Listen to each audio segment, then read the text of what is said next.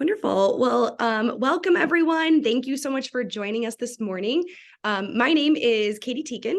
I'm a former educator and STEM champion. I'm very excited for our webinar today. Equity is the E in STEM, featuring some amazing educators from Duncanville ISD. Now I'm not an educator anymore. I work really closely with districts in Texas, specifically in Region 10, to support their work around project-based learning in STEM.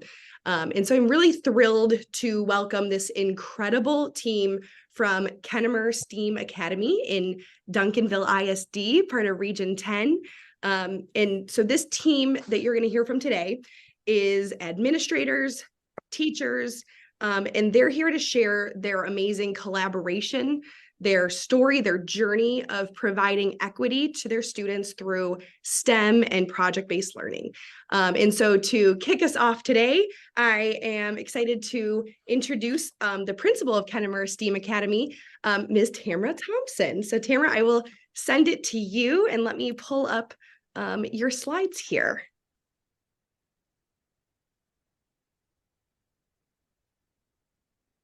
Here we go.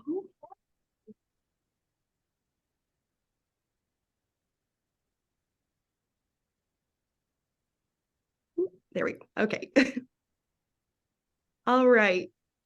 Ms. Thompson, it's all yours. Let me know when you want to through.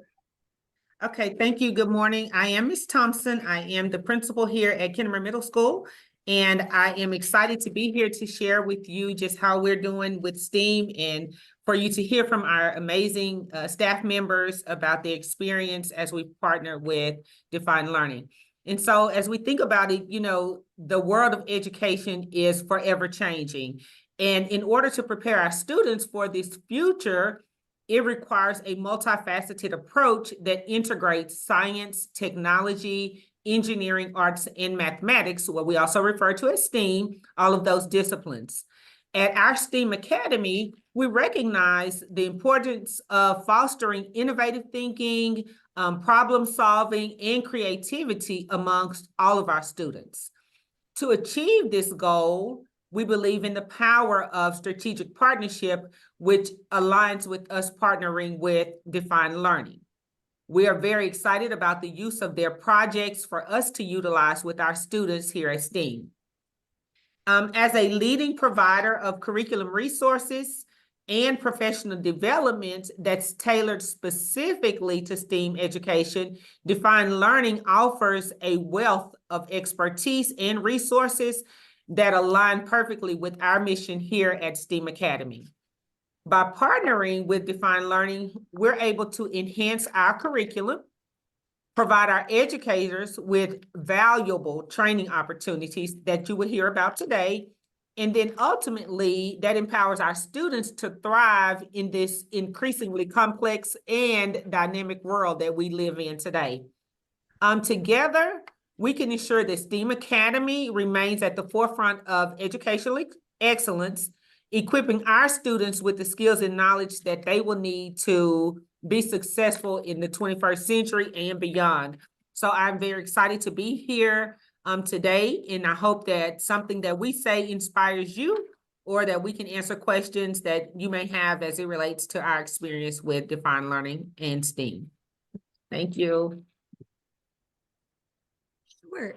So now we'll hear from Mrs. Jessica Ford, the assistant principal of Kennemer.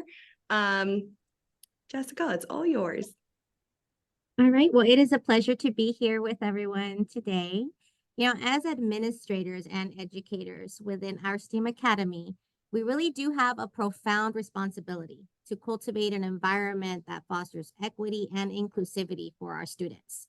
So STEAM education holds the power really to transform lives and to empower our scholars from all backgrounds to excel in fields traditionally underrepresented by certain demographics. So by embracing the Define Learning, just that experience alone and allowing it to be the cornerstone for our curriculum, we're not only providing our students with the tools to succeed academically, but we're also equipping them with the skills necessary to thrive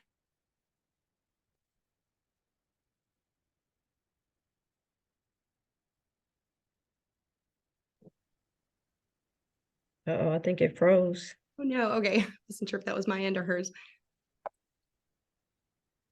We'll give her a minute here.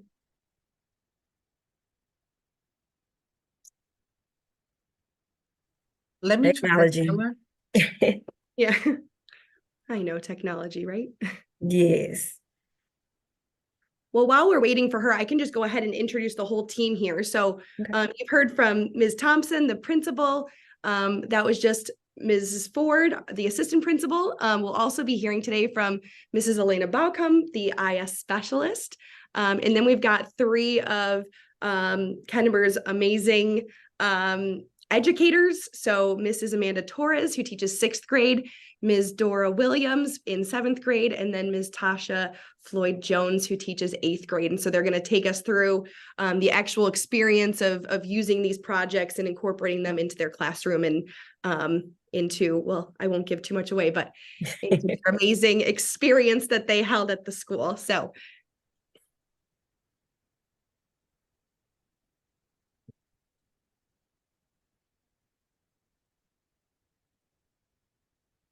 Let's see. Katie, we can just keep going. okay, wonderful. Mm. Well, then Ms. Balcom, do you want to go ahead and take the lead?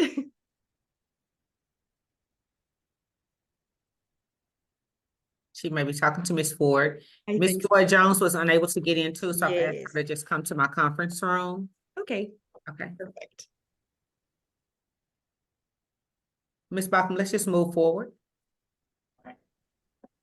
Okay. You can go ahead and forward the slides. Perfect. Do you want me to keep going? Right there. Yes. Okay, wonderful. Hey, good morning, everyone. Again, I am Elena Baucom. I am the instructional support specialist for our campus. We had an awesome time attending the Defined Learning Champ Camp, and then also utilizing the Defined Learning platform has provided us some resources to pull ideas from. We got a chance to collaborate with some amazing educators from around the world. There was even one person there from Australia, and they teach year round. So it was interesting to hear ideas and things from her. We got a chance to delve into the actual platform, and actually we experienced some of the actual PBLs from the platform. We got to do the composer drums, where we actually kind of made a serenade and serenaded each other in groups. We did a toy designer, where in that one, we actually created classroom mascots for our classrooms. We did the game designer. This one was the most amazing because we got to actually have an authentic audience because we made games for kids that were there. And then the last one we did was the actual food truck entrepreneur. During those times at the camp, you're at camp, it's real camp. So make sure you bring your off because you get ate up by mosquitoes. But we got to indulge in team building activities, and we did arts and crafts sessions, and we got to do archery, ride horses. Don't ride the horse, Katie, because she has a mind of her own. She does what she wants to do, where she wants to do, walk and everything. So make sure you don't get on her. But there's a video that you're about to watch, and it just gives a glimpse of our experience at the camp.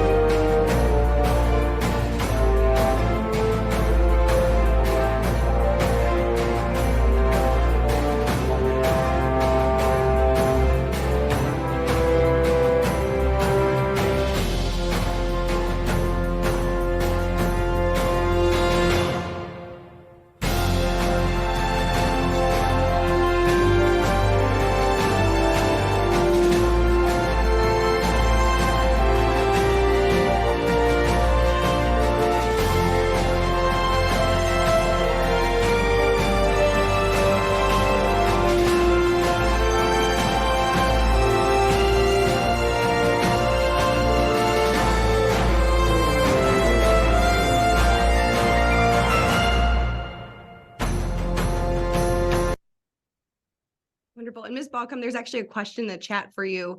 Okay. Somebody was wondering why did you send so many of your educators to Champ Camp? Well, we sent 5 people. So myself, and then we had 2 math representatives and then 2 science representatives. We wanted to make sure that we had good exposure that would bring back the ideas within their classrooms. The whole idea is to get our teachers to do this effortlessly in their classrooms. Right now, we do them like as group activities. So all the teachers collaborate together and we do like 4 PBLs per year. So it was important to make sure that we get our teachers exposed to it. The goal this year is to even have more educators go. We have a different team that's going to try to attend this year. Amazing. Thank you so much. So with all the experiences, all the games and different activities that we did there, we had to come back and decide what we wanted to actually do for our kids. And we just decided to do the game designer because of our experiences with the kids at the camp. They enjoyed the game so much. And so National STEM Day, we came up with the carnival. And so our teachers are going to talk to you more about their experiences implementing the Defined Learning game designer with their kids. Wonderful. All right, so we'll hear first from this is Amanda Torres from 6th grade. Hello. So for 6th grade, this was our first like major PBL of the school year. We did it for the first 9 weeks and it went really, really well. There were of course, some major glows and some grows for this project, especially it being our first PBL. Do you mind going to the next slide? Okay, so this right here is one of the games that actually did place.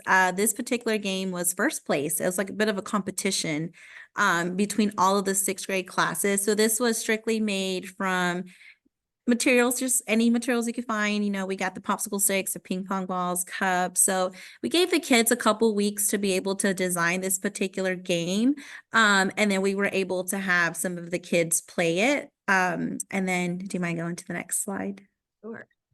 So a couple of the glows here, collaboration was really big. So for this one, I actually assigned groups. I didn't let them pick who they wanted to be with because I wanted to get different type of students, different type of learners together to kind of see how, you know, what they came up with. So with that being said, like grouping them together, it was the groups really did flourish. Like there was really good collaboration between them. They also had for communication, like each one of the students had roles, like so we had game conductor, hype man, ticket holder. So everybody in the group, which were groups of 4, they each had a job to do. So they were held to that accountability while they were building their game. Creativity, it did take some time to get them to make games of like quality.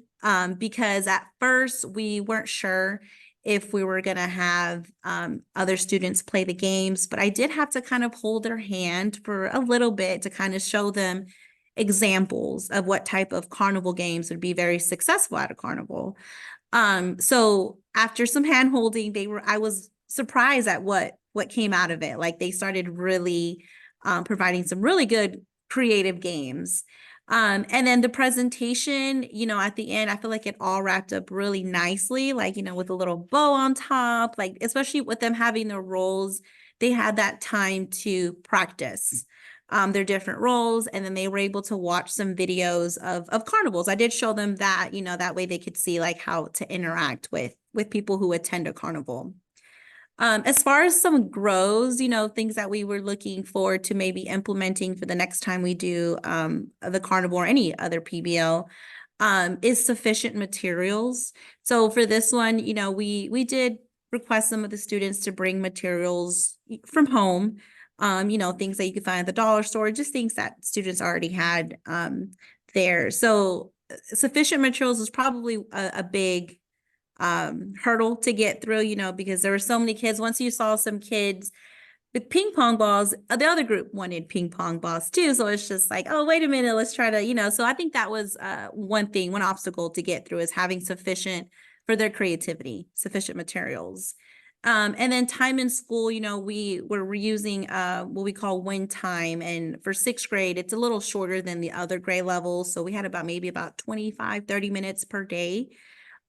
So that was kind of also an obstacle to get through because, you know, once their brain juices started flowing, it was like, oh, it's time to clean up, you know? So it's just like that the time management was, you know, another obstacle to get through. And then the providing more examples, because it was our first time doing this carnival game. It's not like we had live examples to show them. It's not like I could take something out and be like, oh, this was last year's project, you know? So I think providing exemplars was, you know, another thing that we have for next time. You know, we kept some of the games. So that'll be something that it's going to be a benefit for them. So I think those were just some of like the highs and lows of implementing our first PBL that we were able to get from Champ Camp. Wonderful. Thank you so much. And one question for you is, how many students did you have in a group? And did you think that was, you know, the right amount as far as their roles, or how did that work? So I only had, for my class, I think I have about 20 kids. So I was able to group them up in groups of 4. And I think that honestly worked well, especially with the roles we already had set for them, because when we did the carnival, they even had their own things to wear, like the game conductor had the game conductor hat. So, you know, I think it worked really well. I think if you have too many, you know, it starts getting kind of lost, you know, for as far as creativity and presentation goes. But I think 4 per group was really good. It worked well. Awesome. Well, thank you so much. No problem. Thank you. We'll hear from Ms. Dora Williams in 7th grade. Good morning. I hope I don't sound a little redundant, but I'm going to share some glows and grows as well from my experience. So what we see here is a SpongeBob cup game, and this one was very, very impressive. Unfortunately, we took the picture after the kids have already been playing.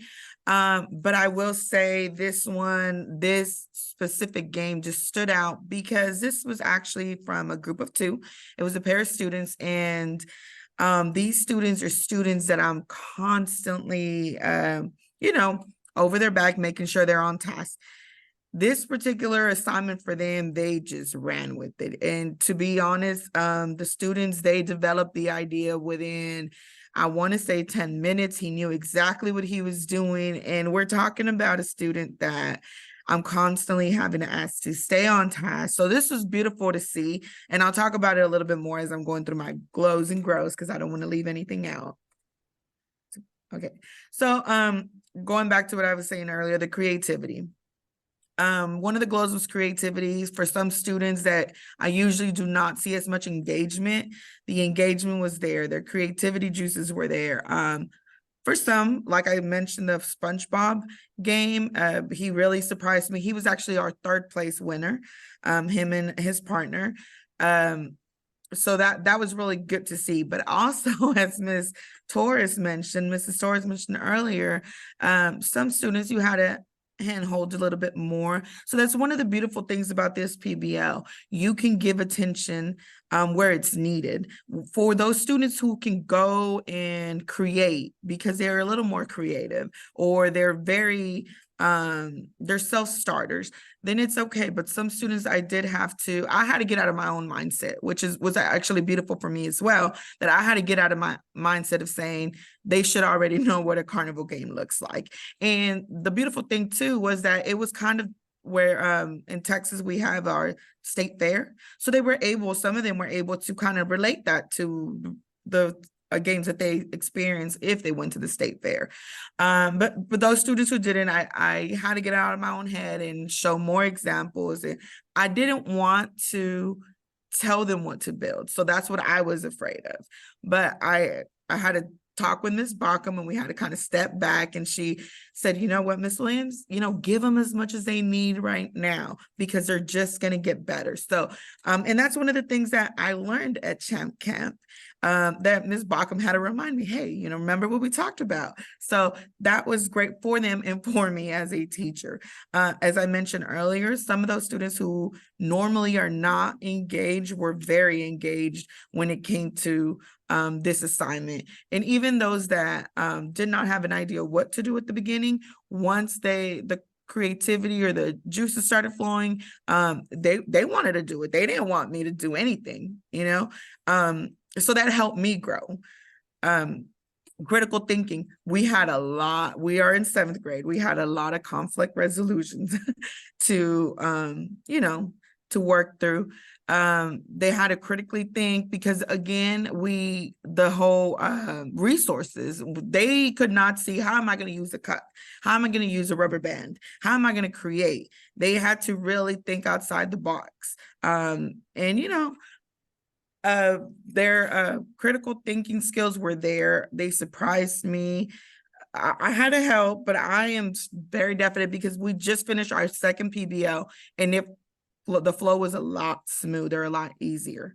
So our grows, as Ms. Torres mentioned, time management.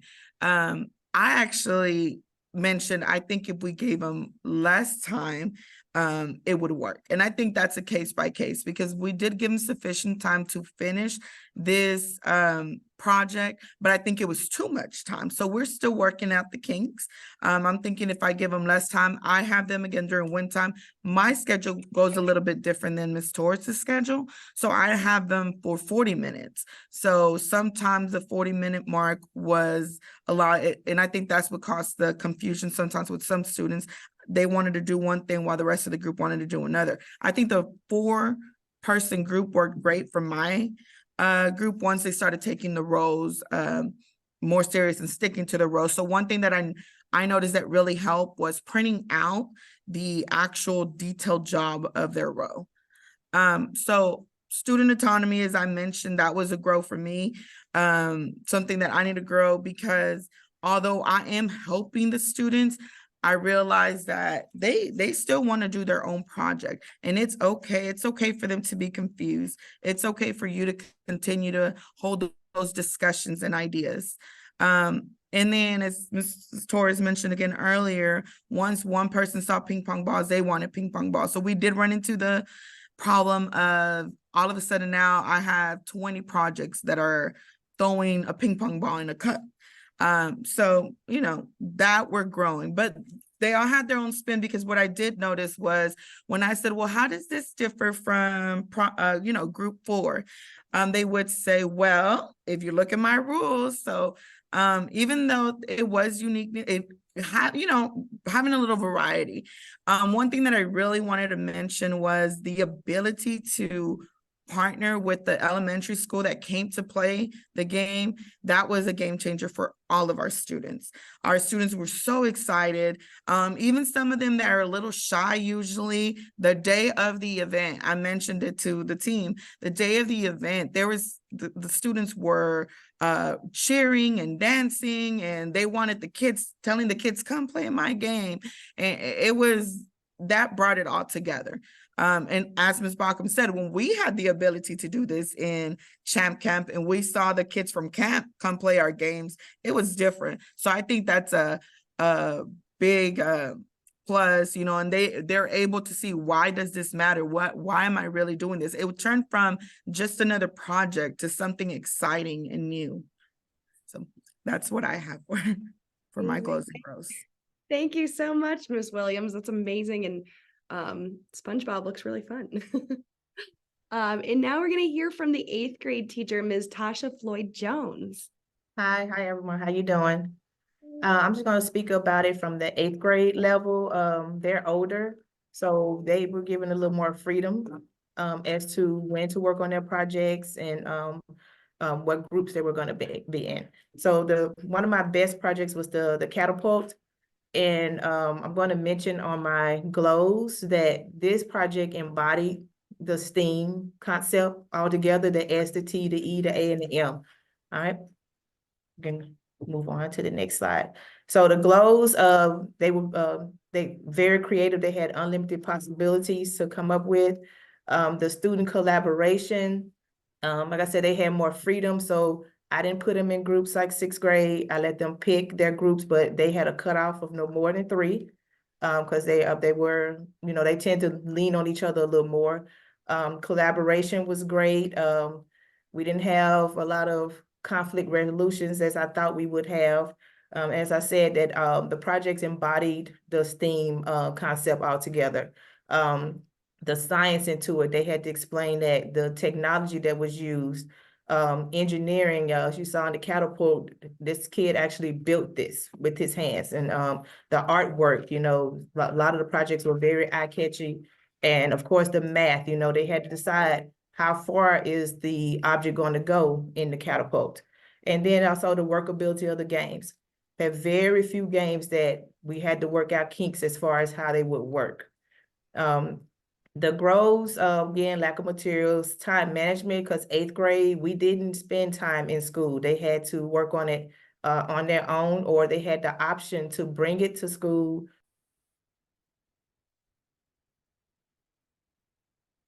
Oh, It muted. unmute.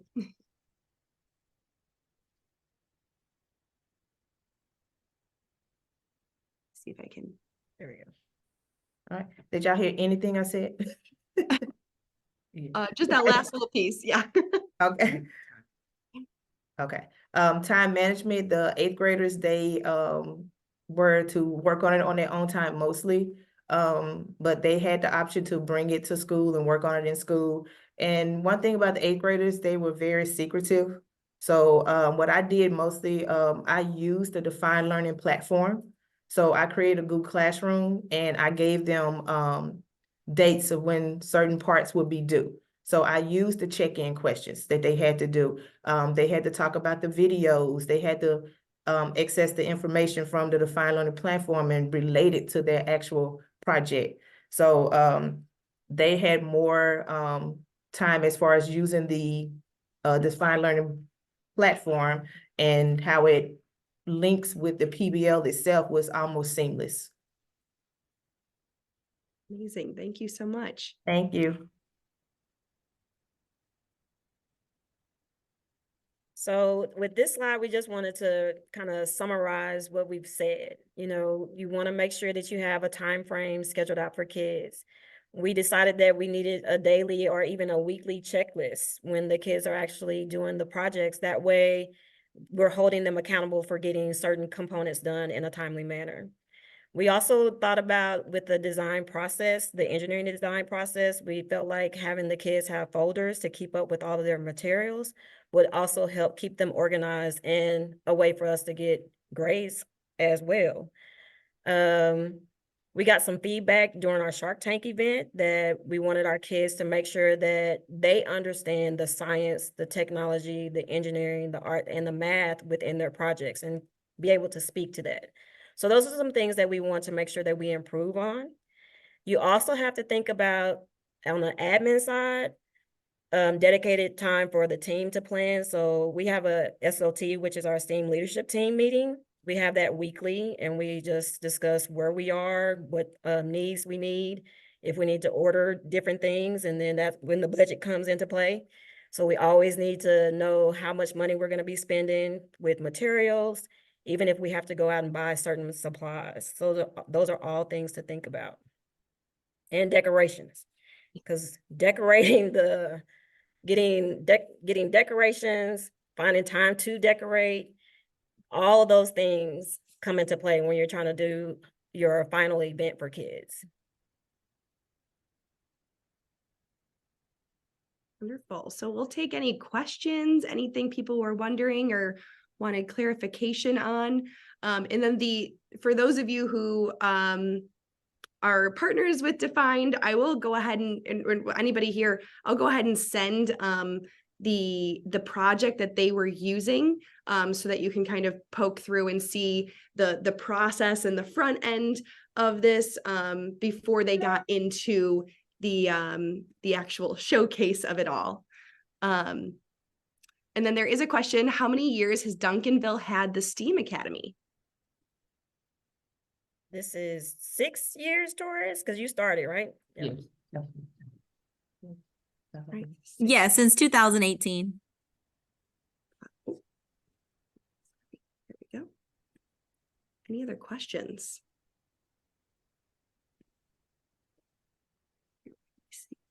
And then I actually had one follow-up question. Several of you mentioned that you had jumped into another project. So I'm just curious, this first one you all did as a team, are you doing the next one as a team, or have you branched out, or how is that working?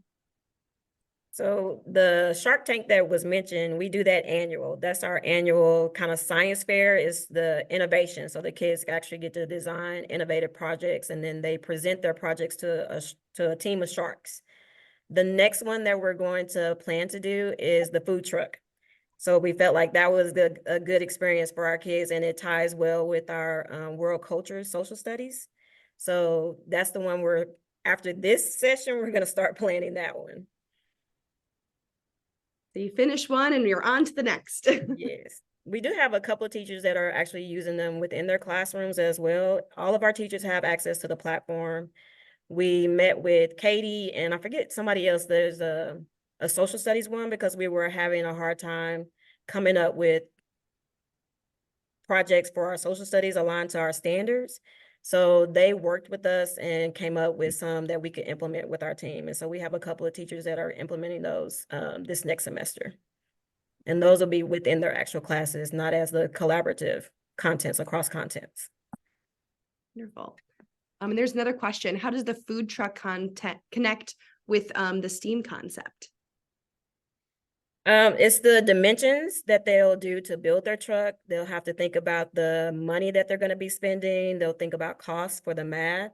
We have Mr. Moore that is doing the engineering part of it, where they're creating these, I don't know the name of it because I'm not that engineer person, but they're be able to do the little signs that will have their name go across it, or even their prices that go across. So he's going to work with them on making sure they build that for the outside of their truck. So lots of different components that can fit in. Wonderful. Well, thank you so much to this incredible team. I'll stop sharing my screen.